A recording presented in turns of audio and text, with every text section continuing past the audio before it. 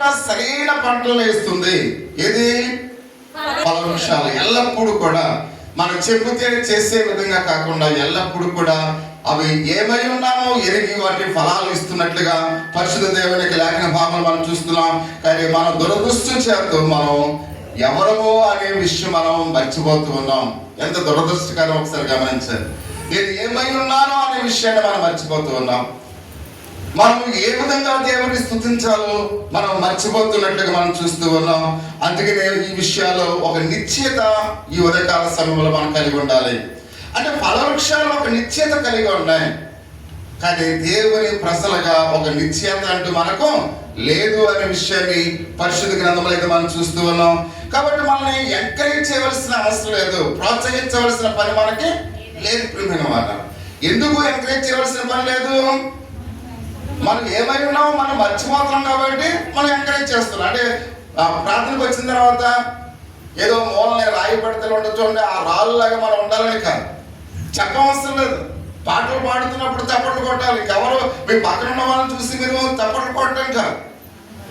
అంటే నేను దేవుని ఆరాధించే స్థలము కనుక నేను ఇక్కడికి వచ్చి మౌనంగా ఉండకూడదు. ఒకవేళ పాపం ఆ యొక్క యేసు ప్రసాద్ పాడాలనుకుంటాడు, కానీ దేవుడు ఆ నోరును సరిగ్గా ఇవ్వలేదు.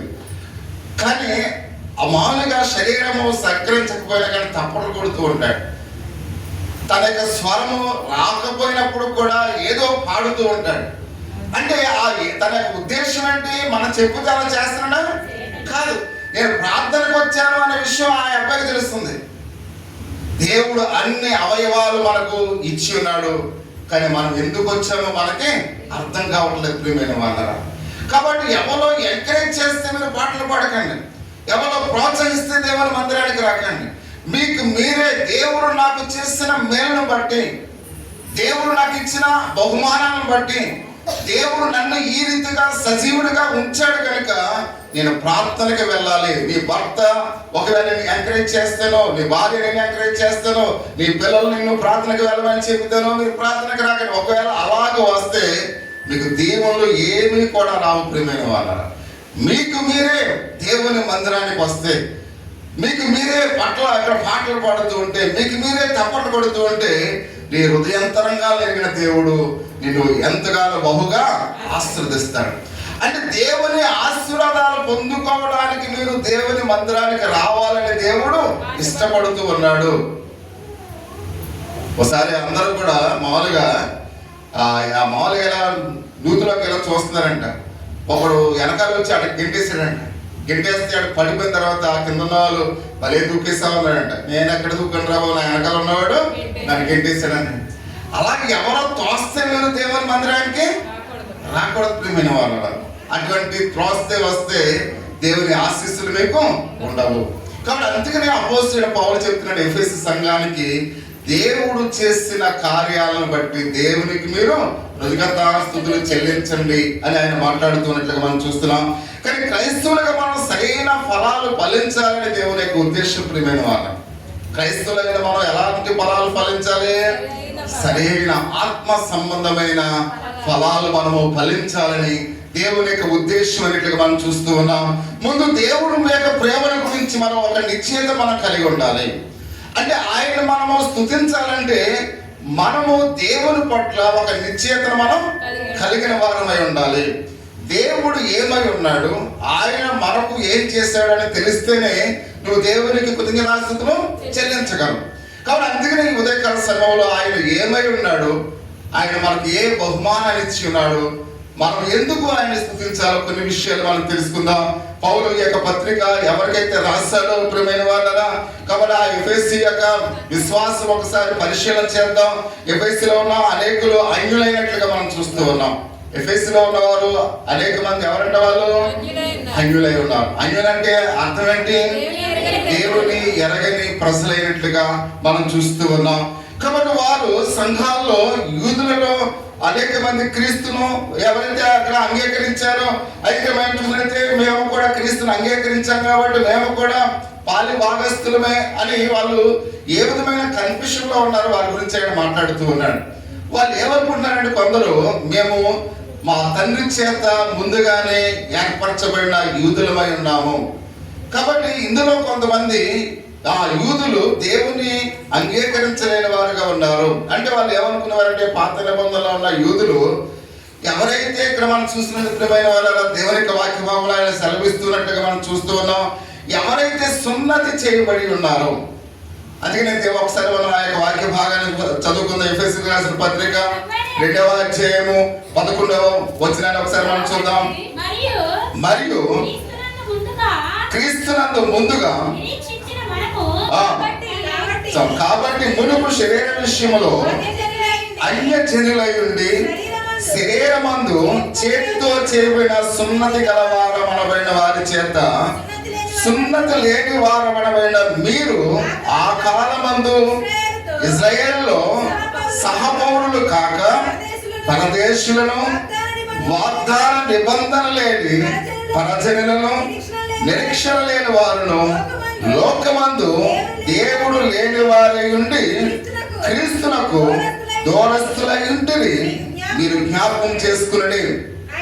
అయినను మునుపు దూరస్తులై ఉన్న మీరు ఇప్పుడు క్రీస్తు యేసునందు క్రీస్తు రక్తం వలన సమీపములై ఉన్నారు. కాబట్టి మీరక మీద పరజనులను పరదేశులై ఉండగా పరిశుద్ధులతో ఏక పట్టణస్థులను దేవుని ఇంటి వారై ఉన్నారు అని 19వ వచనంలో మనం చూస్తూ ఉన్నాం. అంటే ప్రియమైన వాళ్ళరా, వాళ్ళు ఎప్పుడైతే సున్నతి చేయబడిన వారు, అంటే చేతులతో చేయబడిన సున్నతి, అంటే సున్నతి పాత నిబంధనలో సున్నతిని మనం చూసినట్లయితే కొత్త నిబంధనలో ఆ సున్నతిని ఎలా మార్చాడు దేవుడు? బాప్తిజంగా మార్చినట్టుగా మనం చూస్తూ ఉన్నాం. అంటే వీళ్ళు సున్నతి పొందిన వారు దేవుని చేత ప్రత్యేకంగా మమ్మల్ని దేవుడు ఏర్పరచుకున్నాడు అనే విషయాన్ని వాళ్ళు అనుకుంటూ ఉన్నారు.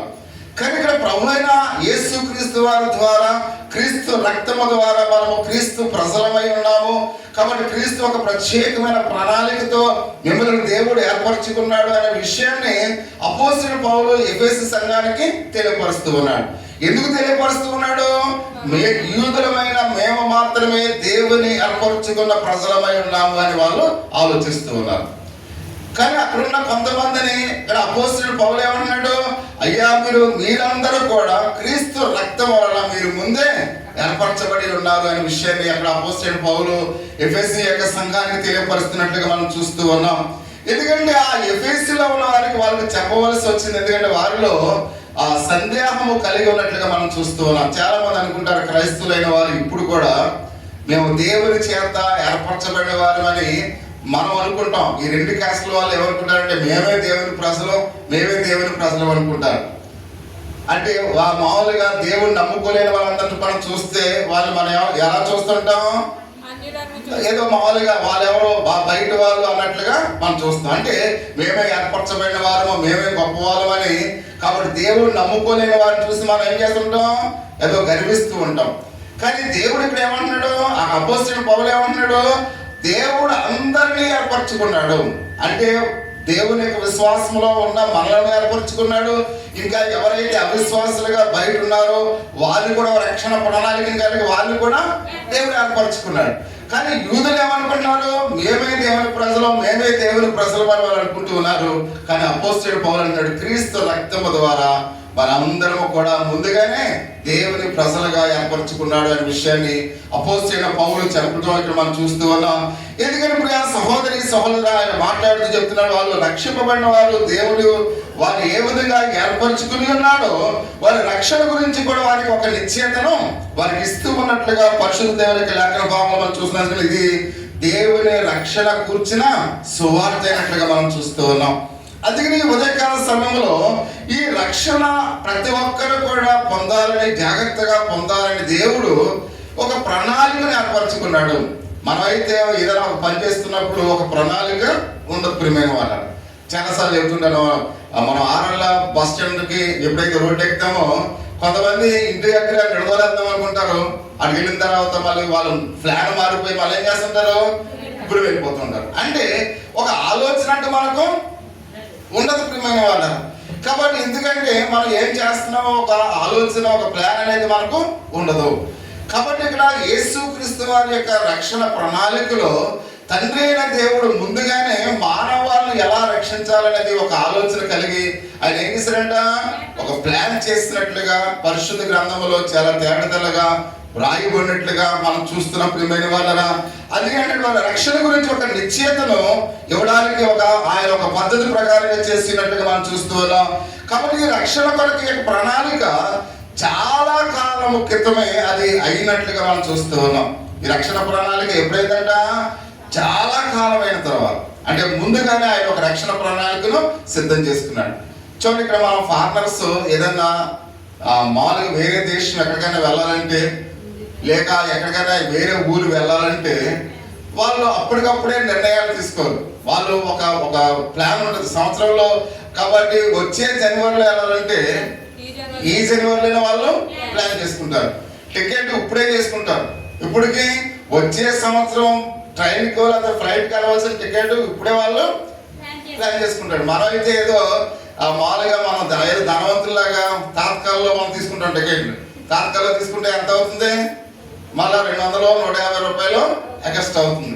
అంటే ఒక ప్రణాళిక లేని మనుషులుగా మనం ఉంటాం కాబట్టి ధనము ఏం చేస్తుంటాం, ఎక్కువ వెచ్చిస్తూ ఉంటాం.